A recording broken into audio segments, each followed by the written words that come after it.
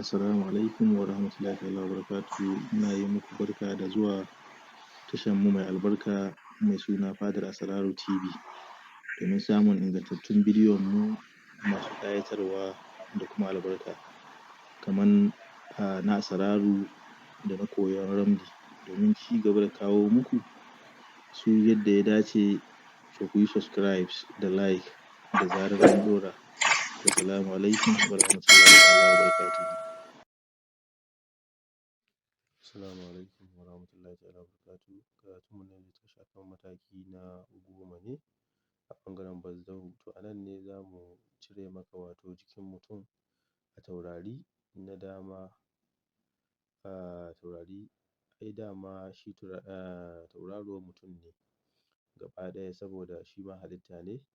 Ai ɗigon narin nan da muke gani to ɗigo ne na mutum, shi ne kan mutum. Ɗigon nari ɗin nan, ɗigon hawa'i shi ne ƙirjin mutum, ɗigon ma'in nan shi ne cikin mutum, sannan ɗigon turabin nan wato unsuri na turabi ƙafafuwan mutum ne.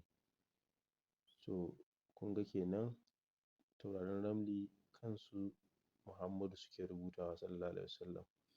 Misali in muka ɗauki Muhammadu, mimun ɗin nan na farko na sunan Muhammadu shi ne unsurin nari, kamar shi ne ɗigon nari, shi ne kan mutum.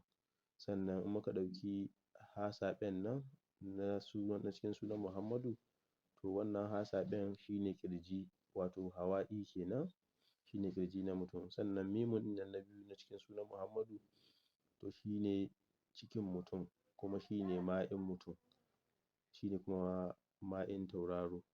Sannan idan muka ɗauki dalun ɗin nan na cikin sunan Muhammadu, shi ne ƙafafu na mutum, to kuma shi turabi ne na tauraro. To a taƙaice kenan. Sannan siffar mutum muna da misali cikin taurarin ramli muna da Kausaji, shi ne hannun dama na mutum. Naƙiyal haddi tauraro na 14 shi ne hannun hagu na mutum. Sannan a taurari kashi na biyu kuma Rayatul Falahi tauraro na gidan 3 shi ne ƙafan dama daga gwiwa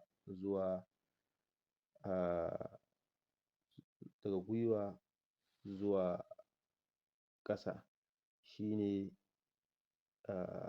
Rayatul Falahi. Sannan tauraron 13 Sa'ili shi ne ƙafan hagu daga yatsu zuwa gwiwa zuwa ƙasa. Sannan kuma taurari kashi na 3 su ne Rahika. Rahika kai ne na mutum, shi ne tauraron gidan 2. Sannan kuma Inkisu shi ne farjin mace, wato ajihun mace.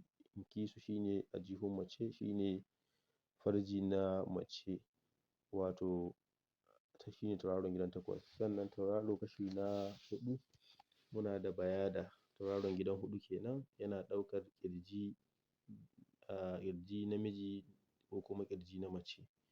Sannan Humra ita ce cibiyar mutum, ta mace ko ta namiji. Sannan taurari kashi na 5 muna da Ɗariƙi, shi ne azzakarin ɗa namiji. Sannan taurari kashi na 6 muna da Ƙabla Karija, shi ne cinyar ɗiya mace daga cinya zuwa ƙugu. Sannan muna da Ƙali Dakili tauraron gidan 15, shi ne cinyar hagu daga gwiwa zuwa ƙugu. Sannan muna da taurari kashi na 7 Nasaratul Kharija tauraron gidan 9 da Nasaratul Dakila da tauraron gidan 12. Tauraron Nasaratul Kharija shi ne kafaɗar mutum ta dama. Tauraro na Nasaratul Dakila tauraro na 12 shi ne kafaɗar mutum ta hagu. Sannan muna da taurari kashi na 8 shi ne cikin mutum, wato ijtima'i, cikin mutum na mace ko namiji. Sannan taurari kashi na 9 muna da Isƙafi, shi ne wuyan mutum kenan. Sannan taurari na 10